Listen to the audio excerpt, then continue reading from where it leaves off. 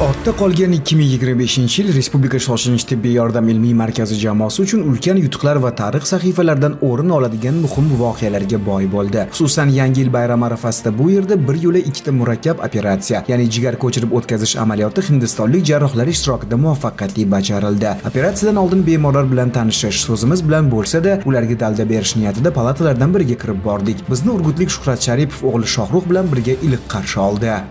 Biz Hindistonga ketmoqchi edik. Keyin shuni tavsiya bilan shu yerga kelib qoldik. Kelsak, haqiqatdan ham chet ellikdan kam bo'lmagan sharoit, hamma tekshirishlar, hamma narsa ko'ngildagidek zo'r. Hech qayerga chopish kerak emas. Hammasini o'zimizning qo'limizdan kelar ekan. Ota bola bilan suhbatlasharkanmiz, o'g'il otasining xastaligini bilgan zahoti jigar bo'lagini berishga rozi bo'lganligini eshitib to'lqinlandik. Dadam ozgina kasal bo'lganliklari sababli больницаga murojaat qildik. Dadamda jigar sirrozi aniqlandi. Unga donor kerak ekan. Men o'z xohishim bilan donor bo'lishga rozi bo'ldim. O'zimizda yaratilgan sharoitlar juda zo'r ekan. Rejalangan har ikkala operatsiya ham Hindistonning Haydarobod shahri klinikasi bilan tuzilgan memorandum doirasida o'tkazilayotgan ekan. Bu navbatdagi ikkita bemorimiz ham jigar yetishmovchiligini og'ir darajasiga chalingan bo'lib, ertangi amaliyotlarimiz ham shu Haydarobodda joylashgan gastroenterologiya markazidan tashrif buyurgan mutaxassislar bilan birgalikda amalga oshiriladi. Suhbatdoshimiz shundoq yonimizdagi palatada namanganlik ona va o'g'il joylashganini aytib qoldi. Biz Namangandan keldik.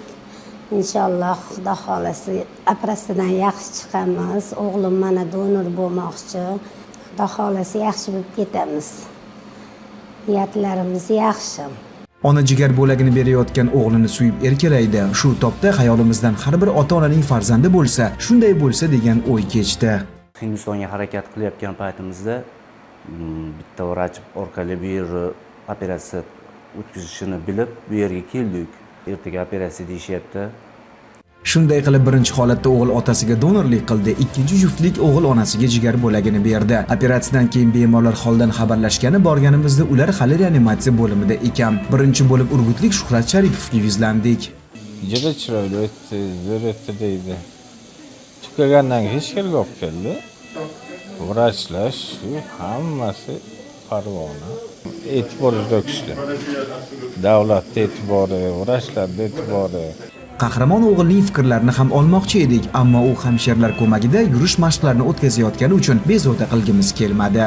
Namanganlik Muazzam opa bizni yorug' yuz bilan qarshiladi. Chindan ham onaning yuzi yanada yorishgandek taassurot qoldirayotgandi. Buni darddan forig' bo'lgani, undan ham oldin o'g'lining fidoyilik ko'rsatgani bilan bog'ladik. Seshanba kuni operatsiyaga kirishdi. Shunchalik chiqib oldik. Xudo xolasa yaxshi hammasi. Mana o'g'lim ham esinimi chiqib oldi operatsiyalardan. Endi bugun palataga kirishadi. Onasining tuzalayotganidan shodlangan o'g'il yonma-yon joylashgan o'rinda kulib turardi. Oradan bir necha kun o'tib, katta sinovni eski yilda qoldirgan har ikki bemor va qahramon donorlarimiz Yangi yil bayramini o'z oilalari davrasida bir olam quvonchlar bilan kutib olganligini eshitib, ko'nglimiz taskin topdi.